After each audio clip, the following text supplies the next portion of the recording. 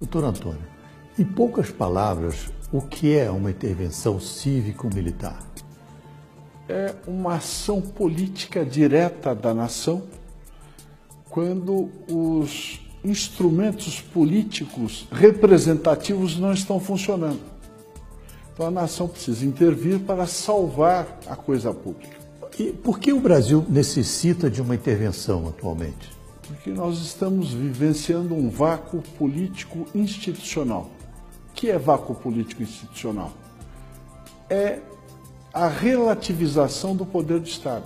Ou seja, nós temos ambientes sociais em que o poder do Estado não se opera. Por exemplo, as favelas, as periferias, os acampamentos do sem terra, por exemplo. E as cadeias?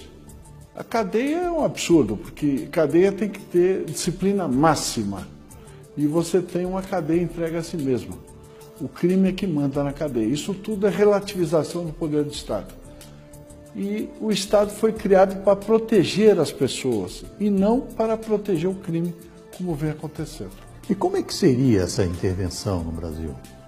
Veja, a Constituição Federal, sabiamente, sabedoria dos seus redatores, não dos políticos que debateram a Constituinte, sabiamente ela estabeleceu no artigo 1º e no artigo 142 que a sociedade pode ter uma ação política direta através dos seus instrumentos de força, que são os seus exércitos. Qualquer nação tem o exército como instrumento de garantia.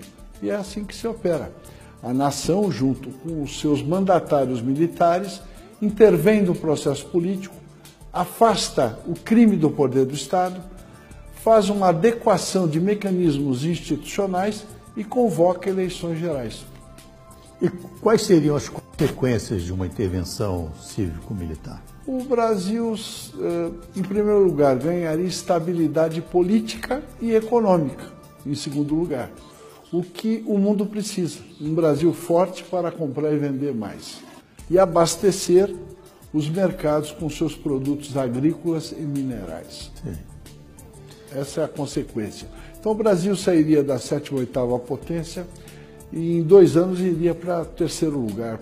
Nós ultrapassaríamos o Japão com certeza. Sim. Em 2 anos apenas. Beleza. E qual a diferença de uma intervenção cívico-militar comparado com o tal chamado golpe militar de 64? Veja, em 64 o ambiente era diferente. O Brasil era uma província poeirenta que vivia a Guerra Fria, que era instrumento do poder real, que é uma guerra que realmente não ocorreu, que as potências sempre se entenderam. Agora, os países periféricos viviam uma guerra sangrenta que não traduzia a realidade. O Brasil temia que a ideologia tomasse conta da sua vida, afastando as suas crenças e o convívio social adequado. E uma intervenção? Houve a intervenção, e naquele tempo, eu digo naquele tempo que faz tempo mesmo, 64, houve uma intervenção cívico-constitucional também. Só que o povo só participou da intervenção propriamente dita. Em seguida se afastou da coisa pública. E a proposta atual é que o povo continue, mas como? Como fiscal do exercício do poder. São esses mecanismos de fiscalização que nós temos que apropriar o mecanismo do Estado. E quanto tempo duraria uma intervenção até que se estabelecessem novas votações e eleições? Em primeiro lugar, a intervenção propriamente dita, o país tem que funcionar rapidamente, com uma nova feição. Você tem que alterar a Constituição, dotando-a de mecanismos que possibilitem que a sociedade fiscalize o exercício do poder. Por exemplo, corregedorias compostas por cidadãos, ampliar a competência do Tribunal do Júri para que os políticos sejam julgados pela sociedade. Então, feito isso, você tem que adequar o mundo partidário para afastar o crime desse mundo também. Quando você saneia a coisa pública, você tem que aprimorar os mecanismos de escolha, ou seja, o processo eleitoral propriamente dito, que é um mecanismo de escolha. Você tem que garantir, em primeiro lugar, o quê? A liberdade de escolha do cidadão. Feito isso, você pode convocar as eleições, a partir das eleições municipais, depois das estaduais e, por fim, a eleição presidencial. E quais são os aspectos benéficos a longo prazo? A longo prazo, o Brasil assume o seu papel de potência internacional. Porque existem potências naturais. Quais são as potências naturais? Estados Unidos, Índia, China, Rússia e Brasil. Por que eles são potências naturais? Porque eles têm recursos minerais, território e população. Só o Brasil que não exerce a sua condição de potência, porque a Índia é uma potência regional, tem até bomba atômica, não é verdade? Agora, o Brasil, a China também exerce, apesar de ultra populosa, ela exerce o seu poder também. O Brasil não, a única potência natural é o Brasil e não exerce o seu poder. Então, vamos abordar um aspecto internacional. A gente, nas reuniões, se fala muito sobre o controlador. Para nós, que já lidamos com esse assunto, já está mais claro, mas para que as nossas plateias, os nossos ouvintes entendessem melhor, o que é o controlador? Bom, veja, todo mundo tem a impressão que o que nos cerca, o mundo existente, é de geração espontânea. Não é. Tudo o que existe foi construído por alguém antes de nós. Então, sempre existiu uma ordem mundial que estabelecia o funcionamento dos países, do mundo, as relações comerciais, não é? A segurança das pessoas. E toda ordem pressupõe comando. Então, sempre existiu um comando das potências mundiais. O Império Romano tinha seu controle sobre as províncias e o Império Britânico continua tendo. Eu digo Império Britânico, soa algo meio antigo, mas não é. O Império Britânico continua exercendo o seu poder plenamente. Ele só deixou de ser colonizador direto. Ele exerce o poder sobre a técnica de governo indireto. Quem manda no mundo são as monarquias europeias no poder. O controlador financeiro, o controller financeiro das potências monárquicas europeias é o Banco Rothschild & Sons, que controla a economia e a política mundiais através do sistema financeiro internacional. Ele verticaliza a produção de minérios, por exemplo. A General Electric ela não vende turbina, ela vende minério com valor agregado na turbina, que são milhares de vezes o valor do minério. Então, é um sistema verticalizado que garante o poder das monarquias europeias. E isso tem um efeito deletério no Brasil? Não, é deletério no mundo. Só para exemplificar, o Fed, que é o Banco Central americano, não é um organismo estatal, é um banco, é um pool de bancos coordenados pelo Rothschild & Sons. Quer dizer, até o meio circulante do dólar é controlado pelo Banco Rothschild. E no Brasil, quem são os seguidores do... A classe política, porque você tem o controlador, os agentes conscientes e os idiotas que acham que sabem alguma coisa, que são os agentes inconscientes, aquele tipo, eu sou da paz, sou pelo desarmamento e o problema indígena. Então, a classe política são os agentes conscientes do controlador. Eles são os gerentes das determinações internacionais que submetem o Brasil à escravidão. Certo. Todos os políticos. Todos.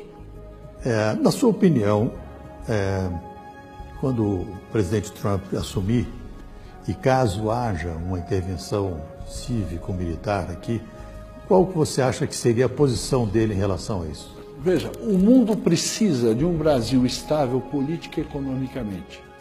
Por quê? Porque se você aumentar a renda através de uma estabilidade política e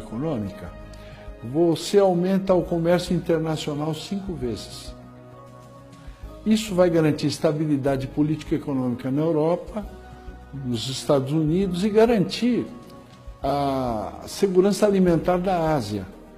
Então, só o Brasil é que pode fazer isso, porque um Brasil estável, ele puxa para o mercado de consumo 400 milhões de latino-americanos, que é um mercado considerável, que tem a vantagem de não pressionar as fontes produtivas de alimentos, que aqui nós produzimos alimentos, e commodities minerais, porque nós produzimos as commodities. Então não vai haver uma pressão sobre o preço das commodities. Agora, o Trump foi uma reação do povo americano contra o controlador. Por quê? Porque o Fed manda nas finanças americanas. E quem manda no Fed é o controlador. Então, nessa medida, os Estados Unidos, quando elegeram o Trump, eles estão procurando a autodeterminação. Lá foi possível pelo processo de escolha eleitoral, porque o processo é adequado. Agora, o nosso processo de escolha, nosso mecanismo de escolha eleitoral é inadequado, é só para o crime ganhar. Então, é impossível você autodeterminar o Brasil através do processo político partidário. É por isso que nós temos que intervir nesse processo e garantir que o Brasil seja uma potência a curto prazo. Eu sei que o assunto nióbio é muito extenso, mas se a gente fizesse um resumo do qual seria a vantagem de uma intervenção militar na questão do nióbio. Bom, o nióbio é um dos principais minérios do mundo moderno, não é verdade? Mas o Brasil produz outros minérios, tem reservas minerais estratégicas de praticamente todos os minérios dos quais o primeiro mundo é dependente. Chega até a 100%. Nióbio, o primeiro mundo todo é dependente 100%. E outros minérios também, terras raras. De sorte que o Brasil perde por dia em contrabando e subfaturamento de exportações de minérios estratégicos, $1 bilhão por dia. Né? Só em nióbio nós perdemos $100 bilhões por ano. Só para fazer uma comparação, o ano passado a União arrecadou em imposto de renda à pessoa física, descontado na fonte, 139 bilhões de reais. Só em nióbio nós perdemos $100 bilhões, o equivalente a quase 3 vezes o que ele arrecada com o imposto de renda. Então, se você estancar a sangria das receitas com exportações de minérios, você vai reduzir os impostos a menos de 30% do que você paga hoje. Com o imposto único, você passa a pagar 17% ao ano. Com a malha tributária de hoje, é 36%. Mas dependendo da faixa salarial, é muito mais. Porque, por exemplo, quem ganha R$10 mil paga 30% de imposto de renda, fica 7%. Desconta INSS e outras coisas, o sujeito leva 6 mil para casa. Só que do que ele consome, 50% é imposto. Então ele ganha 10 e fica com 3. Na realidade, quem ganha R$10 mil, que é uma classe média forte, ele paga 70% de impostos, o que é um absurdo. Isso é escravidão. Né? Porque o escravo, acho que ele tinha garantia de teto, garantia de comida e de roupa e de saúde. Que o patrão dele queria que ele tivesse saúde para trabalhar. Nós não temos garantia de nada disso e pagamos 70% de impostos. É um absurdo. Não, isso é escravidão. Total. Né? Você trabalhar à custa de comida é escravidão. Né? Eles falam tanto de escravidão do homem pelo homem. No Brasil, o governo escraviza o povo. Como é que é? Nós temos que estender a lei áurea para o terceiro milênio. Com certeza. Eu espero que, com suas palavras, o seu pensamento, a gente possa mobilizar cada vez mais pessoas e que, conscientemente, saibam o que é uma intervenção cívico-militar para o bem do Brasil e não para uma casta. Eu não diria que seria cívico-militar, porque o setor militar é mero instrumento da sociedade. Então a intervenção é da sociedade. Certo. O Império Romano já tinha isso. Agora, eu quero ressaltar o seguinte, que Eu simplesmente estou descrevendo fatos. Eu não estou inventando nada, nem dando uma nova receita. São fatos que eu descrevo, análise dos fatos, né? Eu procuro esclarecer para colaborar com a população e com o Brasil, né? É uma ação cívica. Tá bom. Agradeço muito. Obrigado eu pela atenção. Um abraço. Um abraço.